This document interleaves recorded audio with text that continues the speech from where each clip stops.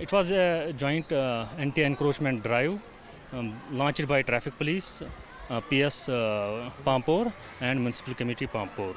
In this, we took action against the violators who have parked their vehicles wrongly on roadsides, against the shopkeepers and against the street vendors. We got public support also in this drive, and inshallah this drive will continue in future also.